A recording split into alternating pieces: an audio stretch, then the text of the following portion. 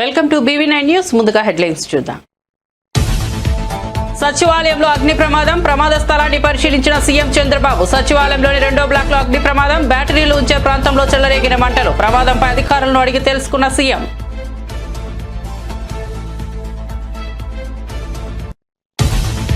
Pharmacy విద్యార్థిని నాగాంజలి ఆత్మహత్య దురదృష్టకరమన్న Pawan Kalyan. Pharmacy విద్యార్థిని కుటుంబానికి ప్రభుత్వం అండగా ఉంటుందని వెల్లడి. ఆత్మహత్య కారకుడిపై చట్ట ప్రకారం చర్యలు ఉంటాయి. నాగాంజలి సూసైడ్ నోట్ మేరకు ఇప్పటికే ఆసుపత్రి. AGM Deepak arrest.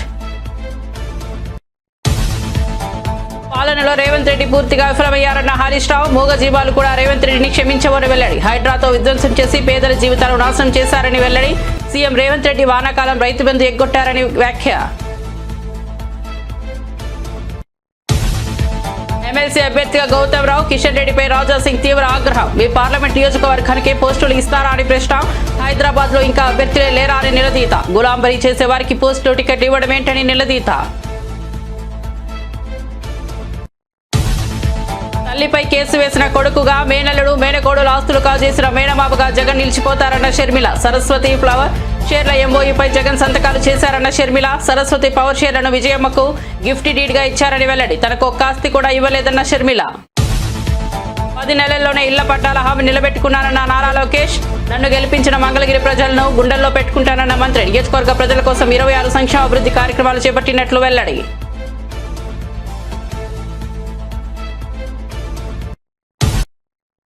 ఇక వార్త వివరాల్లోకి వెళ్తే ఏపీ సచివాలయంలోని 2వ బ్లాక్ లో శుక్రవారం ఉదయం అగ్ని ప్రమాదం జరిగిన విషయం తెలిసిందే. 2వ బ్లాక్ లో బ్యాటరీలు ఉంచే ప్రాంతంలో అగ్ని ప్రమాదం జరిగింది. సమాచారం అందుకున్న అగ్నిమాపక సిబ్బంది వెంటనే ప్రమాద స్థలికి చేరుకుని మంటలను అదుపులోకి తెచ్చారు. అయితే ప్రమాదం జరిగిన ప్రదేశాన్ని సీఎం చంద్రబాబు నాయుడు పరిశీలించారు. అగ్ని ప్రమాదం ఎలా జరిగిందనే విషయాన్ని అడిగి తెలుసుకున్నారు. ఈ ప్రమాదానికి గల కారణాలను ముఖ్యమంత్రికి CS Vijayanand, DGP Harish Kumar Gupta, GAD secretary Mukesh Kumar Meena, fire DG Madireddy Pratap వివరించారు. ఈ సందర్భంగా ప్రమాదం ద్వారా జరిగిన ఆస్తి నష్టంపై అధికారుల వద్ద సీఎం ఆరా తీసినట్టు తెలుస్తోంది. రాజమహేంద్రవరంలో ఫార్మసీ విద్యార్థిని నాగాంజలి బల్వన్ మరణం దురదృష్టకరమని డిప్యూటీ సీఎం పవన్ కళ్యాణ్. ఆమె ఆత్మహత్యకు కారణం వ్యక్తిపై చట్టపరంగా చర్యలు ఉంటాయని తెలిపారు. విద్యార్థిని సూసైడ్ నోట్ ప్రకారం ఇప్పటికే ఆసుపత్రి ఏజీఎం దీపక్ ను పోలీసులు అరెస్ట్ చేశారని పవన్ చెప్పారు. రాష్ట్రంలోని విద్యార్థినులు మహిళల రక్షణ కోసం ప్రభుత్వం చర్యలు తీసుకుంటోందని తెలిపారు. బల్వన్ మరణానికి పాల్పడిన విద్యార్థిని నాగాంజలి కుటుంబానికి ప్రభుత్వం అండగా ఉంటుందన్నారు.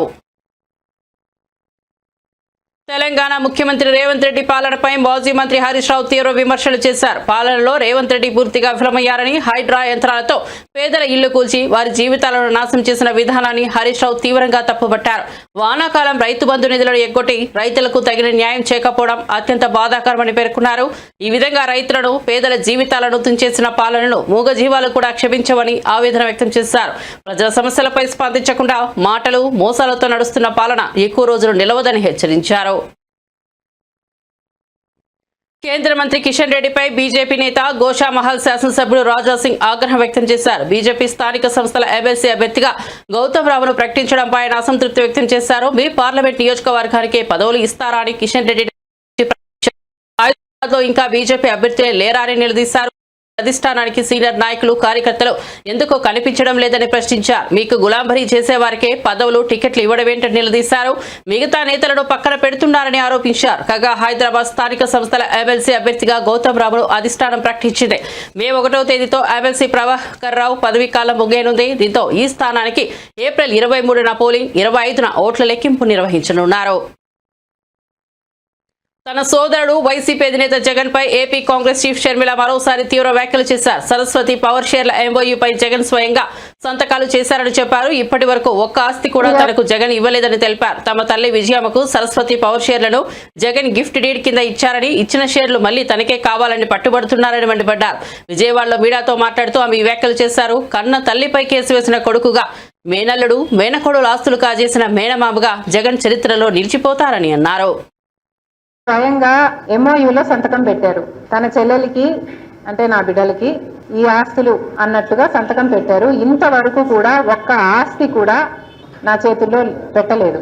సరస్వతి సిమెంట్కు సంబంధించి ఎంఓయూలో అది నా భాగానికి వచ్చింది కాబట్టి దాన్ని జగన్మోహన్ రెడ్డి గారు గిఫ్ట్ డీడ్ చేశాడు విజయమ్మ గారికి, నాకు కాదు. గిఫ్ట్ ఇచ్చేశాక షేర్స్ ని ఇప్పుడు జగన్మోహన్ రెడ్డి గారు తల్లి మీదనే కేసు వేసి ఇచ్చిన షేర్లని నాకు మళ్ళీ వెనక్కి కావాలి అని అడుగుతున్నారు. ఇది జగన్మోహన్ రెడ్డి గారు ఆయన తల్లికి చేస్తున్న మోసం. జగన్మోహన్ రెడ్డి గారు నన్ను ఎఫెక్ట్ చేసే స్థాయి దాటిపోయారు. నన్ను Jagan Reddy does not effect me anymore. నాకు ఆస్తులు ఇస్తాడా ఇవ్వడా అన్నది ఐ డోంట్ కేర్. కాకపోతే జగన్మోహన్ రెడ్డి గారు తల్లి మీద కేసు వేసిన వాడిగా మిగిలిపోతాడు. నా బిడ్డలకి, సొంత మేనల్లుడికి, సొంత మేనగోడలికి ద్రోహం చేసి వాళ్ళ ఆస్తులు ఆక్కున్న వాడిగా మిగిలిపోతాడు. సొంత మేనల్లుడు మేనగోడల ఆస్తి కాజేయటానికి సుబ్బారెడ్డి లాంటి వాళ్ళ చేత ఎన్నైనా అబద్ధాలు చెప్పిస్తారు. సాయిరెడ్డి లాంటి వాళ్ళ చేత కూర్చోబెట్టుకుని ట్యూషన్ ఇచ్చి డిక్టేట్ చేసి మరి ఎన్నైనా అబద్ధాలు చెప్పిస్తారు. ఇక జగన్ రెడ్డికి క్రెడిబిలిటీ ఉందో లేదో వైసీపీ వాళ్ళు ఆలోచన చేస్తారు. జనసేన ఎమ్మెల్సీ నాగబాబు తన తొలి అధికారిక కార్యక్రమంలో పాల్గొన్నారు. పిఠాపురం నియోజకవర్గంలోని గొల్లప్రోలు మండలంలో ఆయన పర్యటించారు. గొర్రబోలు మండల కేంద్రంలో ప్రాథమిక ఆరోగ్య కేంద్రం అన్నా క్యాంటీన్ ను నాగబాబు ప్రారంభించారు. అన్నా క్యాంటీన్ ప్రారంభం సందర్భంగా అక్కడ కొంత ఇబ్బందికర పరిస్థితి ఏర్పడింది. టీడీపీ జనసేన కార్యకర్తలు పోటాపోటీగా నినాదాలు చేశారు. జై వర్మ అంటూ టీడీపీ శ్రేణులు, జై జనసేన అంటూ జనసేన శ్రేణులు నినదించాయి.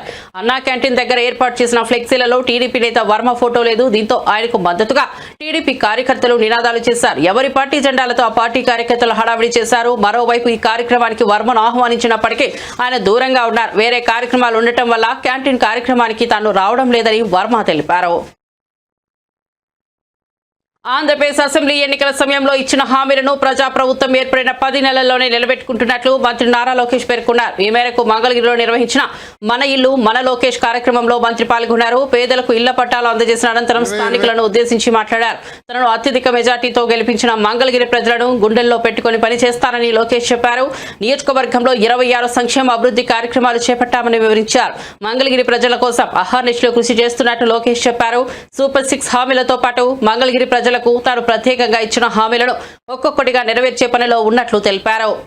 కూడా నా బాగా గుర్తు. ఆనాడు మీకు చెప్పా 3 విడతలుగా ఈ కార్యక్రమం జరుగుతుంది. కొంతమంది సులభంగా చేసాక ఉంటుంది, అది ప్రభుత్వ నిర్ణయం మేరకు నడుస్తుంది. అది మొదటి విడతలో జరుగుతుందని చెప్పా. రెండవది ఎండోమెంట్ భూములు, ఇంకో పక్కన రైల్వే భూములది ఇంకొంచెం సమయం పడుతుందని చెప్పా. అతి కష్టమైన పని ఈ కాలువ పైన ఉన్న ఇల్లు కానివ్వండి, అటవీ భూములో ఉన్న ఇల్లు, అది అందరితో మాట్లాడాలి. 2-3 సంవత్సరాలు పడుతుంది, బట్ నేను చేసి తీరుతానని ఆనాడు హామీ ఇచ్చా. కరెక్ట్ గా 10 నెలలైంది ప్రజా ప్రభుత్వం ఏర్పడి. 10 నెలల్లో మొత్తం ఎన్యూమరేషన్ చేశాం. ఇంటికి కొలతలు తీశారు. అధికారులే కాదు, అన్ని పార్టీలకు సంబంధించిన నాయకులు వచ్చారు, కొలతలు తీశారు, వివరాలు కనుక్కున్నారు. ఆ వివరాలు తెలుసుకున్న తర్వాత నేనే స్వయంగా రెవెన్యూ మంత్రి అనగాని సత్యప్రసాద్ గారితో, గౌరవ ముఖ్యమంత్రి గారితో అనేక సార్లు మాట్లాడి ఏకంగా అది కేబినెట్ కి తీసుకెళ్లి కేబినెట్ లో ఆమోదం తెలిపిన తర్వాతనే ఈ కార్యక్రమం మన ముందర తీసుకెళ్లే పరిస్థితి. మీరందరూ ఒక్కసారి గుండెపై చేయబెట్టి ఆలోచించారు. గత 2.5 దశాబ్దాలుగా మీకున్న కళ ఇది. అనేక మంది నాయకులు మీరు కలిశారు. జిరాక్స్ ప్రింటింగ్లకే విపరీతంగా ఖర్చు అయిపోయింది. కాగితాలు ఇచ్చేదానికి ఖర్చు అయింది. అలాంటిది వేదికమైన నాయకులందరం మేము కష్టపడి, మీ దగ్గర ఒక బాటిల్ నీళ్లు కూడా మేము తాగలేదు, మీకోసం కష్టపడి అవినీతి లేకుండా ఈ రోజు మీకు ఇల్లు పట్టాలు మేము ఇస్తున్నాం. పెద్దలు ఇప్పుడే చెప్పారు, దాదాపు మొదటి విడతలో మార్కెట్ విలువ 1000 కోట్లు విలువైన ఆస్తిని ఈ రోజు మీకు శాశ్వతంగా హక్కు కూటమి ప్రభుత్వం అందజేస్తుంది. జీవితంలో మనం తీసుకున్న కొన్ని నిర్ణయాలు మన్నే మార్చేస్తుంది. 2019లో నేను ఒక నిర్ణయం తీసుకున్నాను. నాకు పరిచయం లేని నియోజకవర్గంలో పోటీ చేయాలని. ఆ నియోజకవర్గం పేరే మంగళగిరి. ఆనాడు అతి తక్కువ సమయం ఉన్నందుక నేనేంటో మీకు అర్థం లేదు, మీ సమస్యలు ఏంటో నేను తెలుసుకోలేకపోయా. నేను వచ్చిన 20 రోజులకి ఎన్నికలు అయిపోయినాయి. 5300 ఓట్లతో ఆనాడు నేను ఓడిపోయిన రోజు బాధ కలిగింది. రెండో రోజు నుంచి ఆ బాధ, ఆవేదన నాలో కసి పెంచింది. ఇంకా కష్టపడాలి, మంగళగిరి ప్రజల మనసు గెలుచుకోవాలి. ఏ మెజార్టీ అయితే ఓడిపోయినో దాని పక్కన ఒక 0 పెట్టుకుని గెలవాలి ఆ లక్ష్యంతో ఓడిపోయిన మరుసటి రోజు నుంచి నేను మీకోసం పనిచేశాను. తెలుగుదేశం పార్టీ నాయకత్వంతో దాదాపు 26 సంక్షేమ అభివృద్ధి కార్యక్రమాలు మంగళగిరి ప్రజల కోసం మేము చేస్తాం జరిగింది. మీకు ఆరోగ్యం బాగాలేకపోతే ఎన్టీఆర్ సంజీవిని పేరుతో మంగళగిరిలో ఒక క్లినిక్, తాడేపల్లిలో క్లినిక్, దుగ్గిరాలకు ఒక మొబైల్ క్లినిక్ పెట్టి ఉచితంగా చికిత్స కాదు మందులు కూడా ఈ రోజు కూడా మేము ఇస్తున్నాం. ఎక్కడన్నా నీటి సమస్య ఉంటే వాటర్ ట్యాంకర్లు పెట్టి నీళ్లు తోలాం. పిల్లలకి బాగా చదువుకున్నారు, ఉద్యోగాలు ఉపాధి కావాలంటే వాళ్ళకి స్కిల్ డెవలప్మెంట్ కూడా ఆనాడు మేము చేశాం. ఇంకా ఇంట్లో పెళ్లి జరిగితే నేను రాలేకపోతే స్వయంగా బట్టలు కూడా పెడతాం జరిగింది. నిరుపేద కుటుంబాలు సొంత కాలుపై నిలబడాలన్న ఆలోచనతో తోపుడు బండ్లు ఇచ్చాం. మహిళలకి ఆర్థిక స్వాతంత్రం రావాలని కుట్టు మెషినే కాదు ట్రైనింగ్ మరి ఇచ్చి కుట్టు మెషిన్ అందజేసి ఈ రోజు వాళ్ళ పని కూడా మేము కల్పిస్తున్నాం. కోవిడ్ వస్తే ప్రభుత్వం అని మర్చిపోయింది కానీ ఆనాడు నేను మర్చిపోలేదు. ఆక్సిజన్ గాని మందులు గాని అమెరికా డాక్టర్ల ద్వారా ఆన్లైన్ లో చికిత్స కూడా అందజేశాం. అవసరమైన మందులు ఇచ్చాం. ఇట్లా 26 సంక్షేమ అభివృద్ధి కార్యక్రమాలు మంగళగిరి ప్రజలకి నేను చేశాను. అది మీరు చూసి మొన్న జరిగిన ఎన్నికల్లో వైఎస్ఆర్ కాంగ్రెస్ పార్టీ నేత మాజీ ఎమ్మెల్యే తోపుదుర్తి ప్రకాష్ రెడ్డి సంచలన వ్యాఖ్యలు చేశారు. త్వరలోనే వైఎస్ఆర్ కాంగ్రెస్ పార్టీ తిరిగి అధికారంలోకి వస్తుందని, అప్పుడే ప్రస్తుతం జరుగుతున్న ప్రతి దుర్మార్గానికి చట్టబద్ధంగా సమాధానం ఇస్తామని హెచ్చరించారు. జగన్మోహన్ రెడ్డి పాపిరెడ్డిపల్లికి వస్తారు, అప్పుడే ప్రజలు మీ చేసిన దుర్మార్గాలను ఆయనకు తెలియజేస్తారని పేర్కొన్నారు. సునీతమ్మ బెదిరింపులకు తలొగ్గే వాళ్ళు మేము కాదని, జగన్మోహన్ రెడ్డికి ఆట్లాడే అర్హత సునీతమ్మ కుటుంబానికి లేదని ఘాటుగా స్పందించారు. ప్రజల మద్దతుతో వైఎస్ఆర్సీపీ మళ్లీ తిరిగి అధికారంలోకి వస్తుందన్నారు. మీ ప్రభుత్వం ఉన్న రోజులు కూడా కొనసాగించవచ్చు, కానీ రేపన్నది మాదే. తప్పనిసరిగా 27లోనో 28లోనో 29లోనో మళ్ళీ మా ప్రభుత్వం వస్తుంది, మా జగనన్న ముఖ్యమంత్రి అవుతారు. మీరు చేసిన ప్రతి ఒక్క దుర్మార్గాలకు కూడా లెక్కగట్టి ఆ రోజు తగిన సమాధానం చట్టబద్ధంగా తెలియజేయడం జరుగుతుంది. కాబట్టి ఇప్పటికైనా నీ పద్ధతులు మానుకో. నువ్వు ఎవరిని బెదిరించాలనుకుంటున్నావు? నేను అనుకుంటే ఎంపీపీ కాలేనా, నేను అనుకుంటే ప్రకాష్ రెడ్డి తిరుగుతాడా, ఇంకొకటి మాటలు ఇవన్నీ మానుకో. ఇంకా నీకు అది పోలే, అదేదో చిన్న పులుపు చావలే, అవి మానుకో. ప్రజాస్వామ్యంలో నువ్వు కూడా ప్రజలు ఓట్లేసి గెలిచి నువ్వు ఎమ్మెల్యే అయినావంతే, నీ ఎంతకు నువ్వు ఎమ్మెల్యే కావు. ప్రజలు నిన్ను నమ్మి ఓట్లేసినాక నేను ప్రజలకు మంచి చేయాలనే ఆలోచనతో నువ్వు మాట్లాడు. నువ్వు బెదిరించేటట్ల మాటలు ఇంకోటి మాటలు మాట్లాడితే ఎవరు బెదిరే వాళ్ళు ఎవరు లేరు. ప్రజలు మిమ్మల్ని తరిమి కొట్టే రోజులు రాకుండా ఇకనైనా చూసుకో. జగన్మోహన్ రెడ్డి గారి కాలి గోటికి కూడా నువ్వు పనికిరావు. జగన్మోహన్ రెడ్డి గారు మహోన్నతమైనటువంటి వ్యక్తిత్వం కలిగిన నాయకుడు. ఆయన పేదల పట్ల, రైతుల పట్ల, మహిళల పట్ల, విద్యార్థుల పట్ల అపారమైన ప్రేమ కలిగి వారికి సంక్షేమ పథకాల ద్వారా వారి కుటుంబాలు నిలబెట్టిన నాయకుడు. కోట్లాది మంది గుండెల్లో కొలువున్నటువంటి నాయకుడు. జగన్మోహన్ రెడ్డి గురించి మాట్లాడేటువంటి అర్హత నీకి కానీ, నీ కుమారునికి కానీ, నీ కుటుంబానికి కానీ ఎవరికి లేదు. మీరు నోటికి వచ్చినటువంటి అబద్ధాలు చెప్పి అధికారంలోకి వచ్చి ఈరోజు ఏ ప్రజలైతే మిమ్మల్ని గెలిపించినారో వారి ఆస్తుల మీద మీరు కన్ను వేసి వారి ఇళ్లను కూలుస్తా, ఈరోజు రైతాంగాన్ని నడ్డి వీరుస్తా, హంద్రీనీవా కాలువ లైనింగ్ కాంట్రాక్టు కమిషన్లను కొట్టి ఈరోజు రాప్తాడు నియోజకవర్గంలో కనీసం 1,00,000 ఎకరాలు బీళ్లుగా మారేటువంటి పరిస్థితిని తీసుకొని వచ్చి మీరు గత 10 నెలలుగా ఎన్నో అరాచకాలు చేసి, ఎన్నో దోపిడీలు చేసి, టమాటా రైతుల దగ్గర నుండి కూడా కమిషన్లు వసూలు చేసి మీరు చేస్తున్న అరాచకాలన్నీ ప్రజలకు తెలిసిపోయినాయి. ఇప్పుడు నువ్వేం చెప్పినా ఎవరు నమ్మే పరిస్థితి లేదు. అయిపోయింది. మొన్న లింగమయ్య హత్యతో నీ చాప్టర్ క్లోజ్ అయిపోయింది. నువ్వు భవిష్యత్తులో ఎప్పుడు కూడా శాసనసభలో అడుగుపెట్టేటువంటి పరిస్థితి కూడా ఉండదు. ఈసారి ముస్లిం మైనార్టీలను ఎన్నికల్లో వాడుకొని గెలిచిన తర్వాత వారికే హాని చేసే విధంగా వ్యవహరిస్తున్నారని మాజీ మంత్రి బాపట్ల వైఎస్ఆర్సీపీ జిల్లా అధ్యక్షుడు మేరుగా నాగార్జున తీవ్రంగా ఆరోపించారు. ఎన్టీ రామారావుకు వెన్నుపోటు పెట్టిన చంద్రబాబు ఇప్పుడు వక్ఫ్ బోర్డు విషయంలో ముస్లింలు రగిలిపోవాలనేలా మోసం చేస్తున్నారని విమర్శించారు. P4 పథకం కూడా ప్రజలను మభ్యపెట్టేందుకు రూపొందించిన అబద్ధపు ముసుగేనని తెలిపారు. వాస్తవంగా ముస్లింల హక్కులను పరిరక్షించేది వైఎస్ఆర్ కాంగ్రెస్ పార్టీ మాత్రమేనని స్పష్టం చేశారు. చంద్రబాబు పాలన అబద్ధాల ఆధారంగా సాగుతోందని, ముస్లిం సమాజం చంద్రబాబును ఎప్పటికీ క్షమించదని హెచ్చరించారు.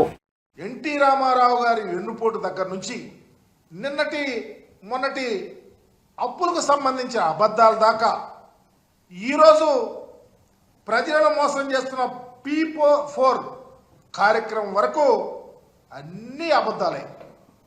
ఉదాహరణకి అప్పులకు సంబంధించి ఎన్నికలకు ముందు 14 లక్షల కోట్ల రూపాయల అప్పులున్నాయని చెప్పాడు ప్రచారంలో. ఇప్పుడేమో 10 లక్షల కోట్ల అప్పులున్నాయని చెప్తా ఉన్నాడు.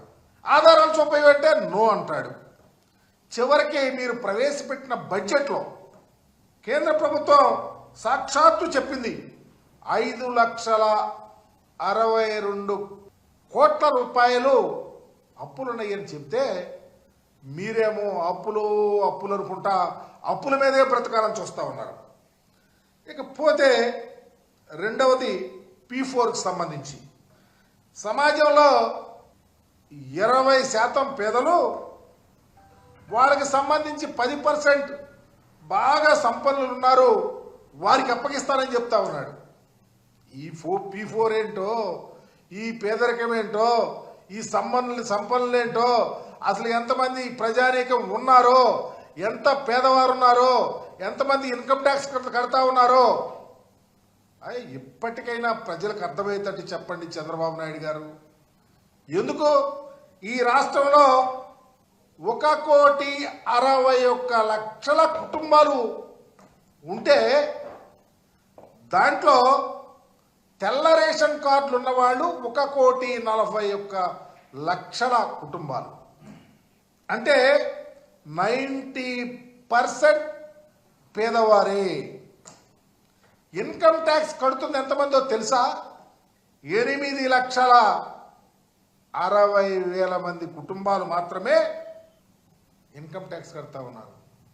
ఇంత దారుణమైన అబద్ధాలు ప్రజల్లోకి తీసుకెళ్లాలని ఎన్నికల్లో చెప్పారు. అబద్ధాలు పుంకాలుగా రాయించారు. మరలా అబద్ధాలు చెప్తా ఉన్నారు. మరలా డైవర్షన్ పాలిటిక్స్ చేస్తా ఉన్నారు. చివరికి ముస్లిం మైనారిటీ హైదరాబాద్ నగరంలోని కేపీహెచ్బీ కాలనీలో Tollywood senior hero Nandamuri Balakrishna, star heroine Meenakshi Chaudhary సందడి చేశారు.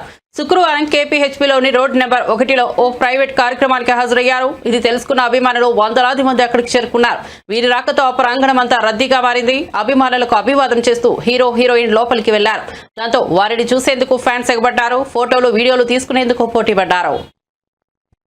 చంపేస్తానని ఇక్కడేమో ఏ చీర విడేసుకున్నా చీరకంత వస్తుంది.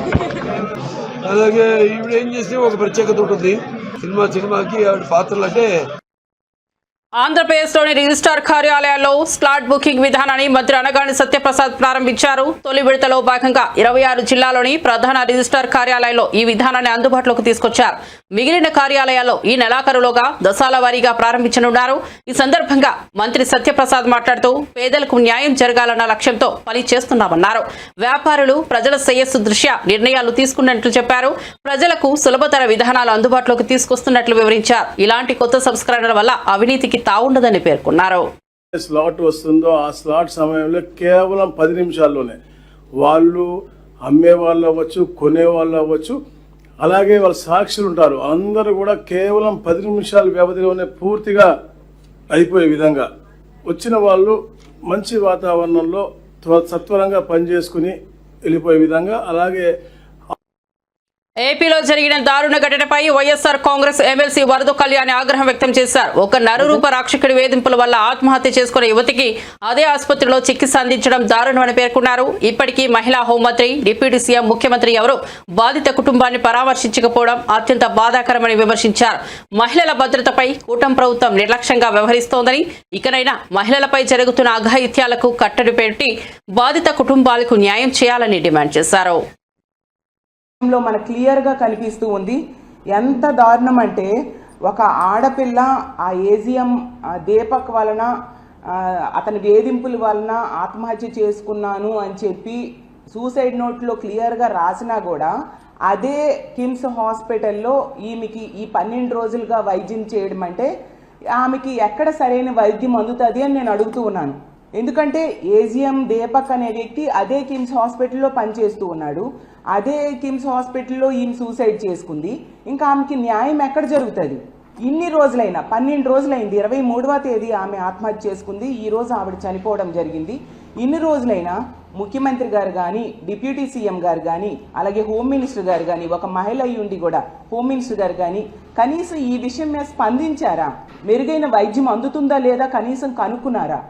ఎటువంటి స్పందన లేదు. అడుగడుగున నిర్లక్ష్యం. ఎంతగా వీళ్ళకి మహిళల పట్ల చులకన భావం ఉంది అనేది అర్థమవుతుంది.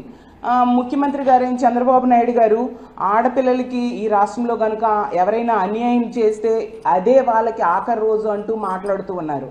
మరి ఈ ఫార్మసీ విద్యార్థి విషయంలో ఏం చేశారు ముఖ్యమంత్రి గారు? మీరు పక్కనే పోలవరం సందర్శించడానికి వెళ్ళారు ఈ 12 రోజుల్లో.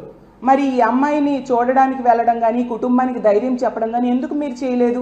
అలాగే డిప్యూటీ సీఎం గారైన పవన్ కళ్యాణ్ గారు అయితే ఆడపిల్లలకి అన్యాయం జరిగితే తాట తీస్తానని చెప్పారు. మరి పక్క జిల్లాయే కదా మీది, మీ నియోజకవర్గం. మరి రాజమండ్రిలో ఈ అమ్మాయికి ఎంత అన్యాయం జరిగితే ఆమె లెటర్లో ఎంత దారుణంగా అతను వేధించాడు అనేది అంత చక్కగా ఆమె రాసిపెట్టి చనిపోతే మరి మీరు ఎక్కడ ఆ దీపక్ తాట తీశారు? కనీసం ఆ కుటుంబానికి పరామర్శ చేయడానికైనా వెళ్ళారా మీరు? తిరుమల కొండపై అక్రమాలు జరుగుతున్నా పవన్ కళ్యాణ్ మౌనంగా ఉండటం బాధాకరమని టీటీడీ మాజీ చైర్మన్ భూమన కరుణాకర్ రెడ్డి తీవ్రంగా విమర్శించారు. సనాతనని నేను అంటూ చెప్పే పవన్ కళ్యాణ్ తిరుమలలో జరుగుతున్న మద్యం, గంజాయి లాంటి అక్రమాలపై ఎందుకు నోరు మెదపడం లేదని ప్రశ్నించారు. సిమ్స్ ఆసుపత్రిని పాలక మండలి నిర్వీర్యం చేస్తోందని ఆరోపించారు. ఇతర మతస్థులు హిందూ మతంలోకి మారేందుకు తిరుమలలో వేదిక ఏర్పాటు చేయాలనే నిర్ణయం తమ ప్రభుత్వమే తీసుకొచ్చిందని గుర్తు చేశారు. అప్పట్లో ఆ నిర్ణయాన్ని విమర్శించిన పవన్ కళ్యాణ్ ఇప్పుడు మౌనంగా ఉండటం శోచనీయమన్నారు. తిరుమల పవిత్రతను కాపాడడంలో కూటమి ప్రభుత్వం విఫలమైందని ధ్వజమెత్తారు. స్విమ్స్ హాస్పిటల్ ని ఈ పాలక మండలి నిర్వీర్యం చేస్తోంది. దాని మీద మీరు సమీక్ష చేశారా ముఖ్యమంత్రి గారు?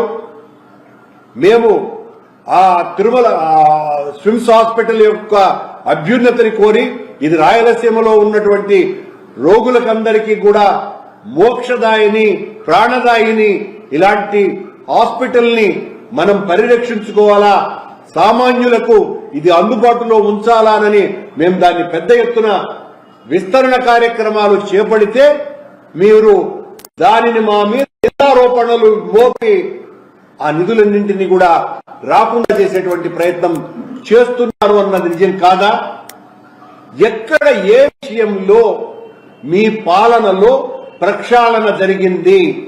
చివరకు రియల్ ఎస్టేట్ వెంచర్లలో వెంకటేశ్వర స్వామిని ప్రమోటర్ గా టీటీడీ ఆలయాలు కడతామని సాక్షాత్తు ముఖ్యమంత్రి గారే మాట్లాడుతున్నారు అని అంటే ఎలా మీ పాలన ఉంది?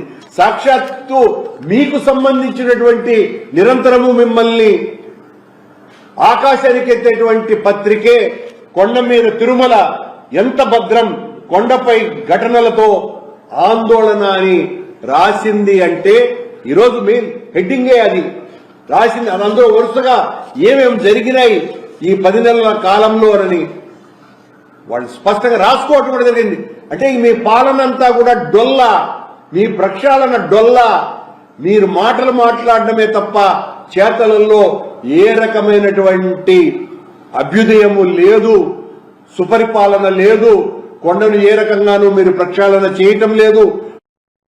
వక్ఫ్ సవరణ బిల్లుకు వ్యతిరేకంగా పార్లమెంట్లో గలమెత్తిన పార్టీ వైఎస్ఆర్సీపీ ఒకటేనని మాజీ ఎమ్మెల్యే మహ్మద్ అబ్దుల్ హఫీజ్ ఖాన్ స్పష్టం చేశారు.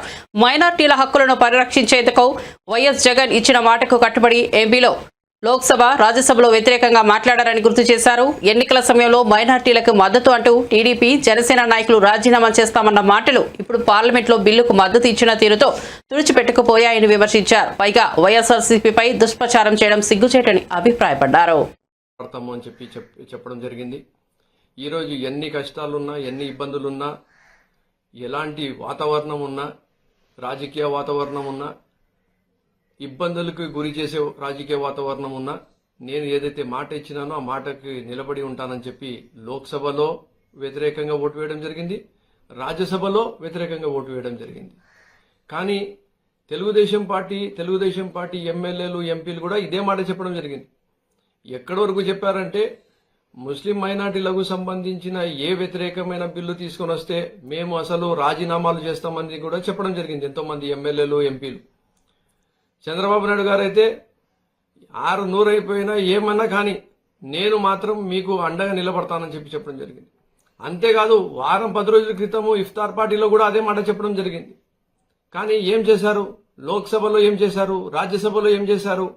It's a black day in the politics.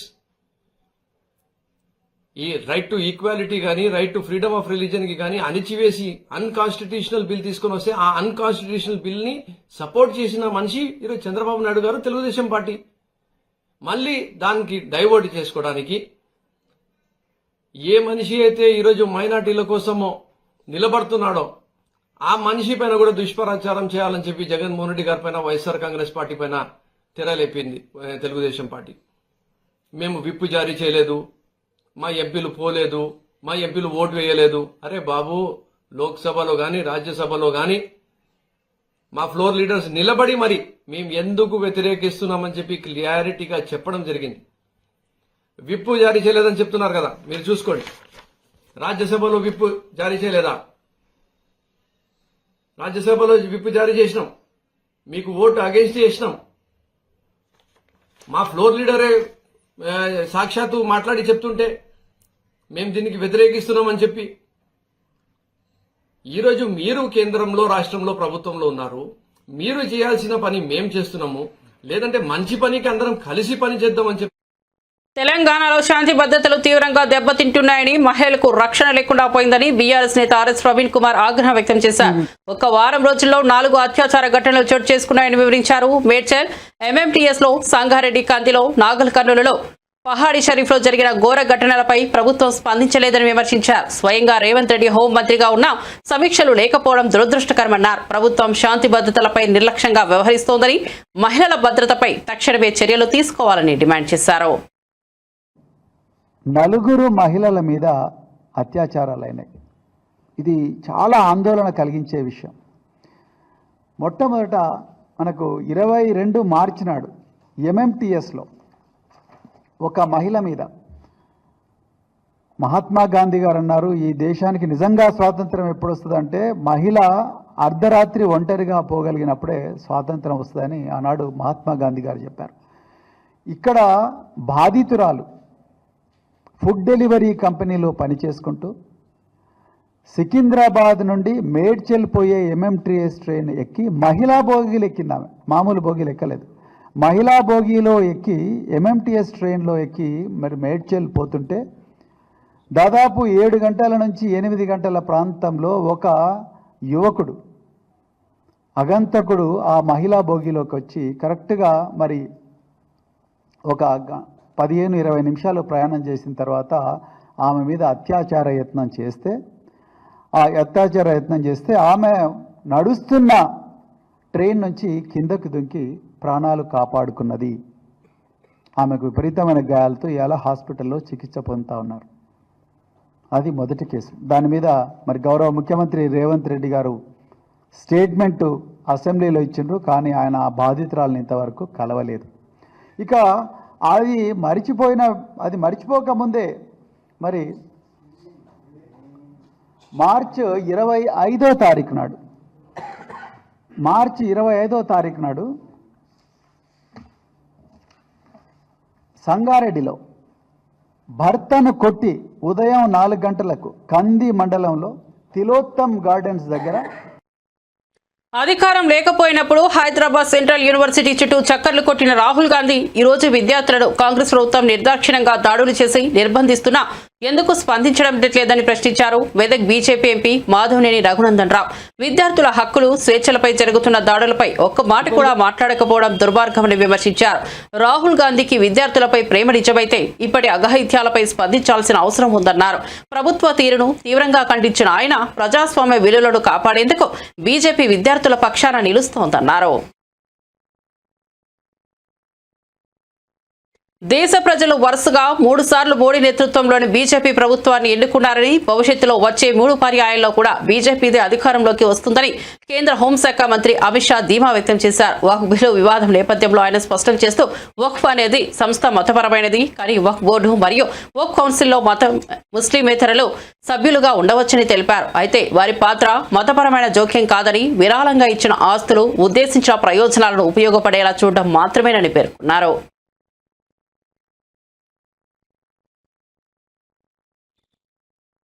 इसके आधार पर काम करते हुए आए हैं और जातिवाद और तुष्टीकरण की राजनीति कर अपने परिवार की पॉलिटिक्स को आगे बढ़ाए हैं।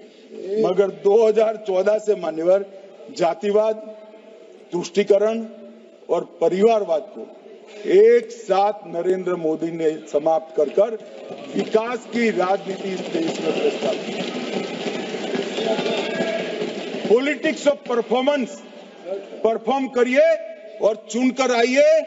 3 टर्म मोदी जी को चुना है और 3 टर्म भारतीय जनता पार्टी की सरकार रहने वाली है. మరిన్ని అప్డేట్స్ కోసం చూస్తూనే ఉండండి BB9 న్యూస్.